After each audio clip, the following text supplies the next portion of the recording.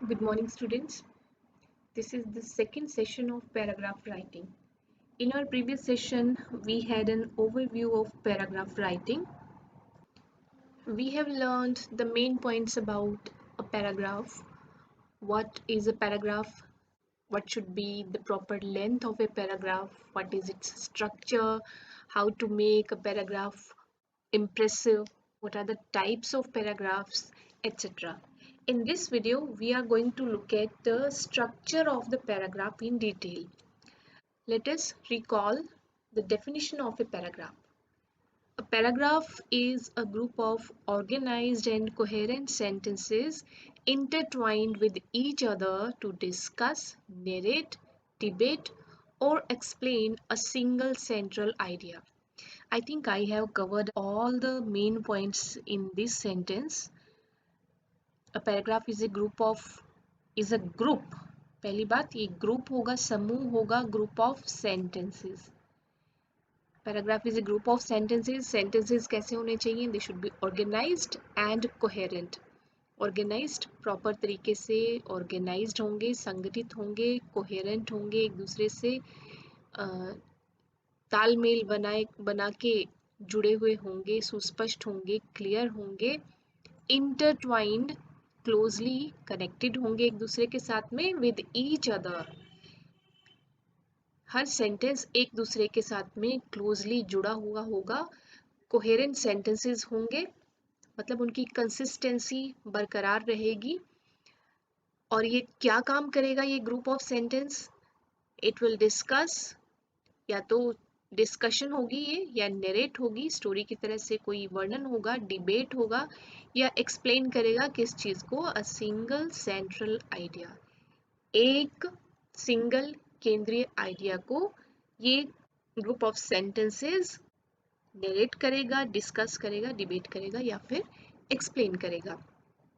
As for the size of a paragraph, of a perfect or an ideal paragraph, we did that it should be around 7 to 10 sentences long. ये 6 भी हो सकते हैं, 11 और 12 भी हो सकते हैं. और वर्ड काउंट की बात करें तो आइडियल जो वर्ड काउंट है it should be from 150 to 200 and it can go beyond 200 and it can be a little less than 150 words. तो ये कोई हार्ड एंड फास्ट नहीं है. The main thing is to maintain the quality, the flow, the organisation, unity, coherence and completeness. And paragraph means a single para. इसमें हमें आगे division नहीं बनाना होता है ऐसे की तरह से. एक ही साथ में ये 7 to 10 सेंटेंसेस या 10, 11, 12 जितने भी आप लिखते हैं वो एक ही फ्लो में हमें लिखते हुए चले जाना है. आगे इसके आगे सेक्शंस डिवाइड नहीं करने हैं. As for the structure or format of a good paragraph, we did that there are 3 parts of a paragraph. First, a topic or opening sentence that will give the introduction of the main idea. Second part होगा supporting sentences का, जिन्हें developers भी कहते हैं. 5 to 7 हमारे developers हो सकते हैं जो कि उस ओपनिंग सेंटेंस को या टॉपिक सेंटेंस को या फिर मेन जो आइडिया होगा, केंद्रीय जो टॉपिक रहेगा उसको डेवलप करने का कोशिश रहेगी इन डेवलपर्स की या सपोर्टिंग सेंटेंसेस की. एंड देन जो थर्ड पार्ट है वो है concluding sentence, the closing sentence which is also known as terminator. ये पूरे मेन आइडिया को समराइज करके कनेक्टेड सेंटेंस भी हो सकता है जिसको पढ़ने के बाद में कंप्लीट पैराग्राफ हो गया, ये एक बात समझ में आती है. The closing sentence या terminator, it repeats the main idea and provides the ending. इसके साथ में ही ending हो जाती है. Sometimes जो topic sentence है वो ही restate होता है, उससे वही एक पुनर्कथन होता है closing sentence भी, जो कि different words use करके कहा जाता है.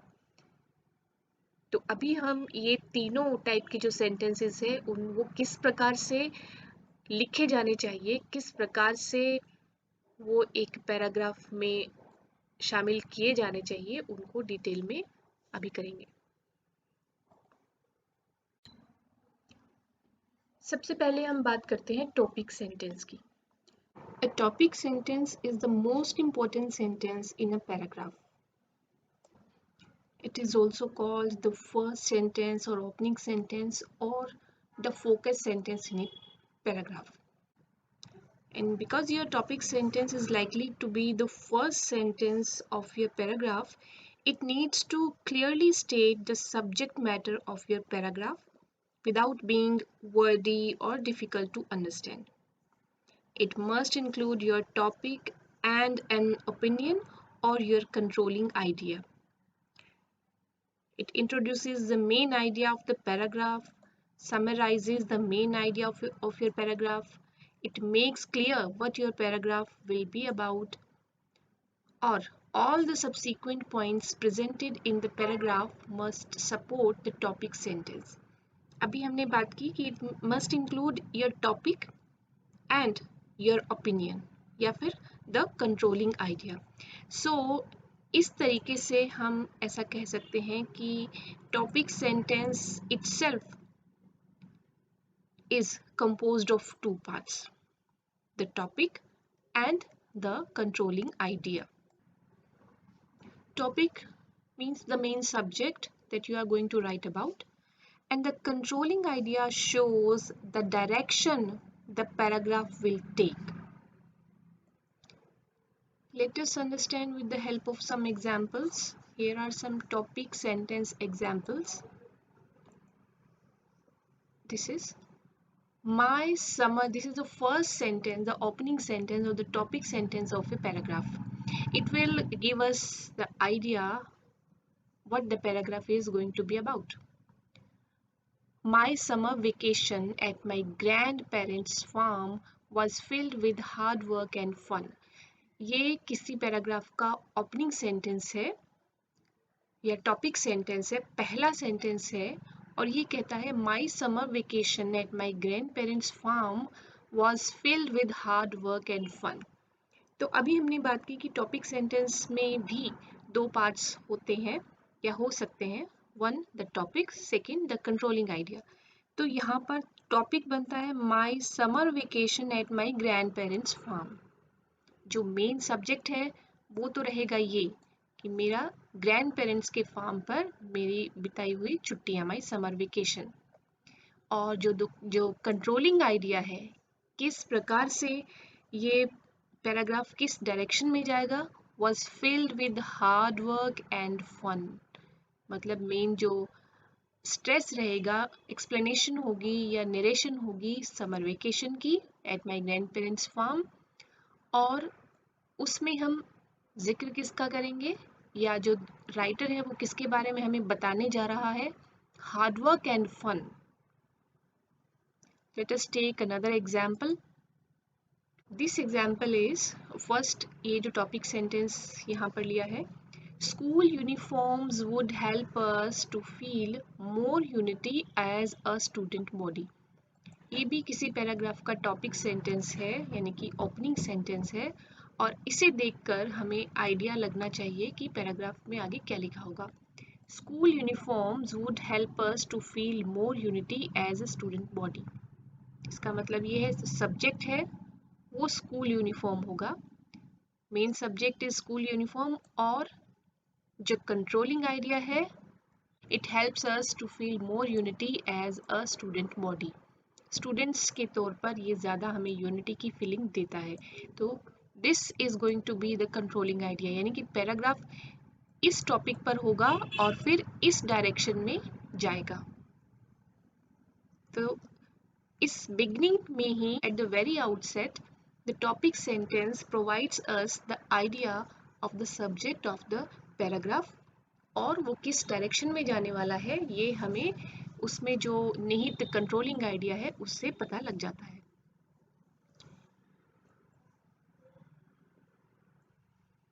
Here is another example of a good topic sentence. There are many reasons why pollution in XYZ city is the worst in the world. ये भी किसी पैराग्राफ की ओपनिंग सेंटेंस है। द टॉपिक, यहाँ पर हमें पता चलता है कि टॉपिक है कि pollution in XYZ city is the worst in the world. जो टॉपिक है वो तो ये है, सब्जेक्ट विषय ये है कि इस सिटी में वर्ल्ड का सबसे ज़्यादा वर्स्ट टाइप ऑफ पोल्यूशन है। और इस पोल्यूशन पर हम बात करेंगे किस डायरेक्शन में? There are many reasons.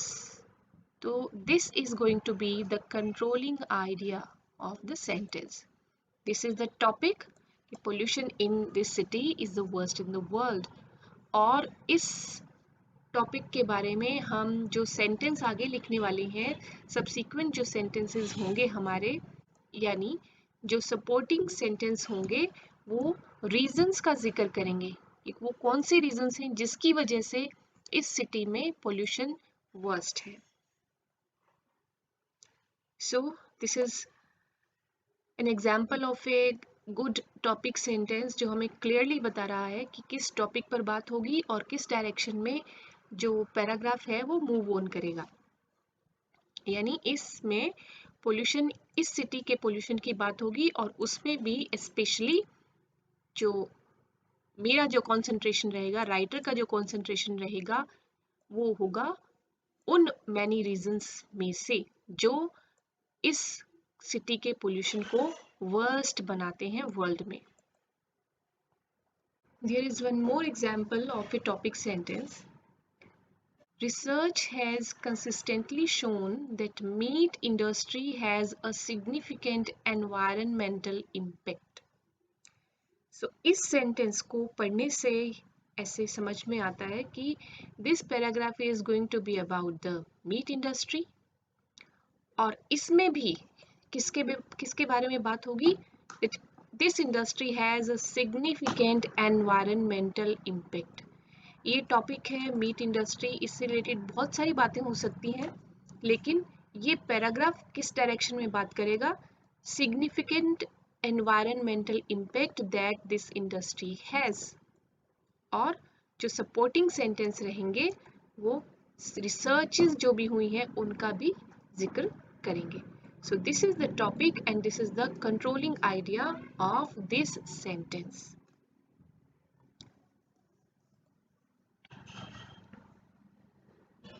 One more example. There are many possible contributing factors to global warming. There are many possible contributing factors to global warming. तो इसका मतलब ये है कि जो टॉपिक है दैट इज ग्लोबल वार्मिंग, कि इस पैराग्राफ में ग्लोबल वार्मिंग की बात होगी, और जो कंट्रोलिंग आइडिया होगा, मतलब ग्लोबल वार्मिंग बहुत वास्ट सब्जेक्ट है, इसके बारे में बहुत कुछ बातें की जा सकती है, लेकिन इस पैराग्राफ में बात किसकी होगी? There are many possible contributing factors. Global warming में अपना कंट्रीब्यूशन देने वाले पॉसिबल फैक्टर्स की ही बात यहाँ पर होगी। वो कौन कौन से फैक्टर्स हैं जो ग्लोबल वार्मिंग को बढ़ा रहे हैं, जिनकी वजह से ग्लोबल वार्मिंग हो रही है या बढ़ रही है। तो इस पैराग्राफ में सिर्फ इतनी ही बात होगी। So this is the controlling idea and global warming is the main topic of the paragraph. Next, then suppose you are asked to write a paragraph on the topic dogs as pets. तो हो सकता है आप अपना opening sentence या topic sentence इस प्रकार से बनाएं, like dogs make wonderful pets because they help you to live longer. तो आपका टॉपिक पैराग्राफ का हुआ dogs make wonderful pets, dogs wonderful pets होते हैं। और जो कंट्रोलिंग आइडिया होगा, they help you to live longer, means इस पैराग्राफ में जिसका टाइटल है या एग्जामिनेशन में जो टाइटल मिला है डॉग्स एज पेट्स, तो I am going to write about dogs make wonderful pets, and then जो रीजन है why they are wonderful pets, because they help you to live longer. ये मेरे पैराग्राफ का कंट्रोलिंग आइडिया रहेगा। जो subsequent sentences है, supporting and the concluding sentences, वो इस बात को पॉइंट आउट करेंगे कि किस प्रकार से dog helps you to live longer. Next example of a good topic sentence is quite smaller. Still, it explains the things. ये topic भी बता रहा है और controlling idea भी. Cooking requires a number of different skills. This is the opening sentence, the topic sentence. And the topic, इसको देखकर हमें समझ में आता है कि topic रहेगा cooking. और cooking requires a number of different skills. ये many different skills की बात करेगा. इसका मतलब ये the controlling idea would be many different skills. Topic है कुकिंग और कुकिंग में और कोई बातों के अलावा ये सिर्फ जो डिफरेंट स्किल्स कुकिंग में ज़रूरत होती है जिनकी, ये पैराग्राफ सिर्फ उसी पर बात करेगा. जो नेक्स्ट 6 और 7 और 8 सेंटेंसेस होंगे वो उन डिफरेंट स्किल्स की बात करेंगे. So, with the help of these examples we have just seen, we can understand that your topic sentence must be general enough to express the paragraph's overall subject. जो overall subject होगा उसके बारे में बताएंगे, उसके बारे में topic sentence बताएगा, but it should be specific enough that the reader can understand the paragraph's main subject and point. जो subject के साथ में जो subject का main point होगा उतना भी टॉपिक सेंटेंस से पता लगना चाहिए. So it should be general as well as specific enough to explain the subject and the point of the paragraph. और इस प्रकार से a topic sentence should be carefully thought. क्योंकि इसके 2 फंक्शंस होते हैं. एक हमने किया कि रीडर को ये आइडिया दे देता है कि पैराग्राफ किस प्रकार से आगे डेवलप होने वाला है, and second thing it helps the writer, the author also, because it clearly states the topic and it sets the tone. Plus ये ऑथर को जो फर्स्ट सेंटेंस है वो आगे गाइडेंस भी दे देता है कि नेक्स्ट मुझे जो सब्जेक्ट जो सेंटेंसेस लिखने हैं वो इसी जो फर्स्ट जो टॉपिक सेंटेंस लिखा है उसी को ही सपोर्ट करने वाले लिखने होंगे. इस प्रकार the author remains focused because he has to complete his thoughts in limited sentences, limited words. So to be focused is a must while writing a paragraph. Think carefully, write carefully, and then develop your paragraph carefully.